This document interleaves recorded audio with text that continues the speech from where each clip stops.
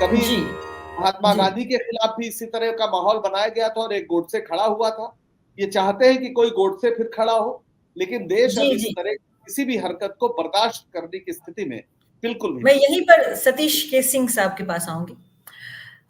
सतीश जी, बड़ी अच्छी बात कही पंकज जी ने कि इस वक्त जब राहुल गांधी, चूंकि राहुल गांधी के साथ एक इतिहास यह भी रहा है कि उनकी दादी और उनके पिता दोनों की आतंकवादियों ने हत्या की थी, और इस वक्त उन्हें सुरक्षा, और इस वक्त उन्हें जान की धमकियां दी जा रही हैं, उन पर फतवेबाजी हो रही है, तो बहुत आवश्यक हो जाता है कि उनकी सुरक्षा बढ़ाई जाए। पर प्रधानमंत्री मोदी ने एक कैजुअलिटी, मतलब एक कैजुअल अप्रोच यह दिखाया, casualty not in that manner, casual approach यह दिखाया कि उनकी उनकी जान की सुरक्षा के लिए लिखे गए खत का जवाब भी खुद देना उन्होंने उचित नहीं समझा।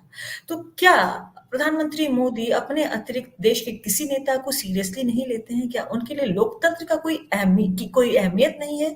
क्योंकि लोकतंत्र में पक्ष और विपक्ष दोनों मायने रखता है। अगर आप विपक्ष के नेता को अहमियत नहीं देते हैं, तभी आप उनकी सुरक्षा को लेकर चिंतित नहीं होंगे। तो क्या यह लोकतंत्र की हत्या है या लोकतंत्र को बिल्कुल अहमियत नहीं देना है? मैं आपसे आपका पक्ष जानना चाहूंगी। देखिए, आजकल मैं जुमले का प्रयोग कर रहा हूं, मैं भी जुमला सीख गया हूं। वाह, बढ़िया बात है सर।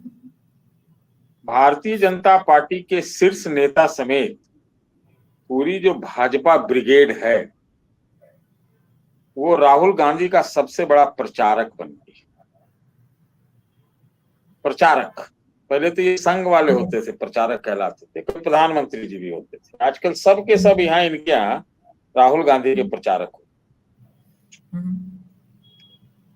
मुद्दा ये चिट्ठी लिखने का और चिट्ठी के जवाब देने से ज्यादा है। जी।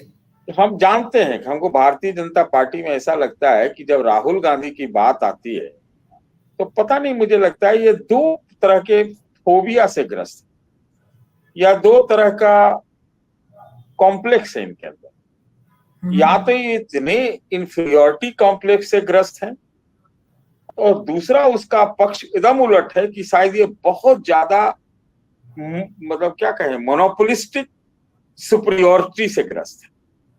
कहीं ना कहीं कुछ है ऐसा, एक साइकोलॉजिकल चीज है। थोड़ा रुकूंगी, इस मोनोपोलिस्टिक सुपीरियरिटी को क्या आप डिफाइन कर देंगे फॉर बेटर अंडरस्टैंडिंग ऑफ देखिए, लंबा हो जाएगा, अब इसमें अगर कोई समझ जाए तो ठीक है, नहीं तो नहीं। मतलब एक पंक्ति में मैस्कुलिनिटी होती है ना, कि हम हैं, हमारे सामने कुछ नहीं, तो उसी में लगता है कि वो कौन है, क्या है, नहीं है, कैसे है, विपक्ष का नेता कुछ नहीं। ये सब सोच नहीं है, बिल्कुल ये कि हम हैं तो सब कुछ है, माई वे हाईवे।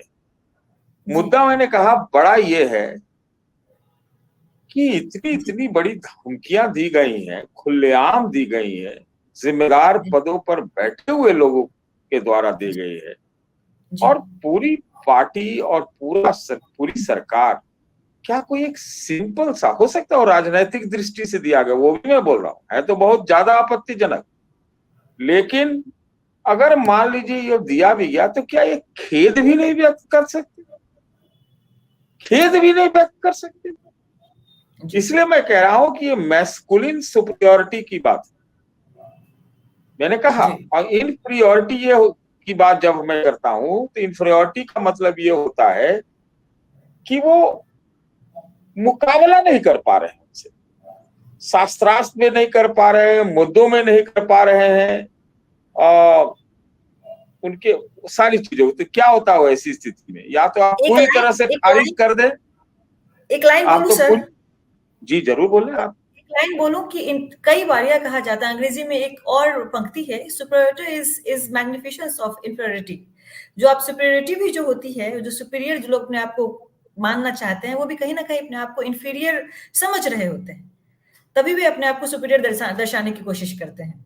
देखिए, मेरी वाली ही बात आप कह रही हैं, तो मैं मुझे उसमें ज्यादा एडिशन नजर नहीं आ रहा है। तो कुल मिला के ये बात है कि हम बड़ी गंभीर स्थिति में, देखिए, मैं अपना, जहां तक मेरा प्रश्न है, जितना भी मेरा वजूद है या नहीं है, जो भी है, मैं समझता हूं, मैं बोलता भी कि राहुल गांधी को कई बार वो थोड़ा सा जगह गलत चुन लेते हैं। मैं बोलता हूं उनकी भाषा भी थोड़ी हिंदी वाली तंग है, ये भी मैं बोलता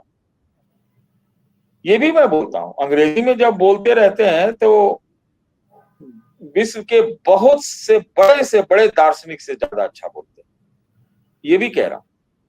तो सवाल यह है कि अब राजनीति की स्थिति ऐसी हो जाएगी कि ऐसे कोई गंभीर बयान दे दे, आप कार्रवाई की छोड़िए, आप कार्रवाई तो कर्नाटक वालों ने कुछ किया है, लेकिन आप खेद तो व्यक्त करें। ये क्या कर रहे हैं आप, किस चीज को जन्म दे रहे हैं भाई? वो तो कोई इधर से बोल देगा। कांग्रेसियों ने भी कुछ इस तरह के बयान दिए थे पहले, चुनाव से पहले आसपास, तो आप तो दोगे तो भारतीय जनता पार्टी तो इसको बवंडर बना देगी, उसी पे हो सकता है चुनाव जीत ले, उसी को इतना बड़ा मुद्दा बना दे। उस समय बयान दिया था, तो मुझे याद पड़ रहा है कि राहुल गांधी ने खुद इस बात की भर्त्सना की थी कि नहीं, ये ऐसा नहीं होना चाहिए।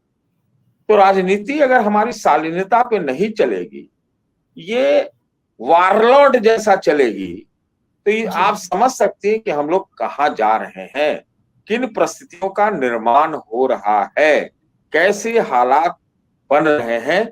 तो मुझे ये चिट्ठी विट्ठी में तो ज्यादा नहीं कहना है। चलिए, चिट्ठी में तो ये हो सकता है भैया कि लीडर ऑफ ऑपोजिशन ने चिट्ठी नहीं लिखा प्रधानमंत्री को, लीडर ऑफ ऑपोजिशन ने, कांग्रेस प्रेसिडेंट ने लिखा, तो जो एक्टिंग कांग्रेस प्रेसिडेंट है, एक्टिंग बीजेपी प्रेसिडेंट है, उन्होंने इसका जवाब दे दिया।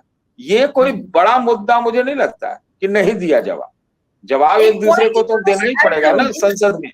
सुनिए ना, संसद में, लोकसभा में मोदी जी लाख न चाहे, जवाब तो उनको देना पड़ेगा, क्योंकि वो डेजिग्नेटेड नहीं, वो लीडर ऑफ ऑपोजिशन है और आप प्रधानमंत्री हैं, आप सदन के नेता हैं, देश के प्रधानमंत्री हैं, वो विपक्ष के नेता हैं, लीडर ऑफ ऑपोजिशन है, तो वो तो वहां तो अब कहां बच पाइएगा, एक दूसरे को तो जवाब देना ही पड़ेगा, तो देना ही पड़ेगा प्रधानमंत्री को जवाब। तो ये कोई मतलब मैं समझता हूं कि वही वाला है प्रॉब्लम कि भाई मैं तुम्हें कुछ नहीं समझता हूं, और हमको लगता है कांग्रेसियों में भी ये है कि ये लोग आज तक 10-11 साल के बाद भी मोदी जी एंड टीम को समझती नहीं है कुछ। ये बात भी सच है, मैं आपको बता दे रहा हूं। ये एक बड़ा गजब तरह का ये स्थिति और ये हम फेज राजनीति में देख जी, ये वाजपेयी जी वाला युग नहीं है।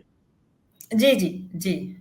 इसी बात पर मैं राजेंद्र जी के पास आती हूँ। राजेंद्र जी, एक बात कही सतीश जी ने कि बीजेपी, कांग्रेस की एक्टिंग प्रेसिडेंट ने एक खत लिखा जिसका जवाब बीजेपी के एक्टिंग प्रेसिडेंट ने दिया। मैं यहाँ पर इस बात को हाईलाइट करना चाहती हूँ कि कांग्रेस के जो एक्टिंग प्रेसिडेंट हैं, वो राज्यसभा में विपक्ष के नेता भी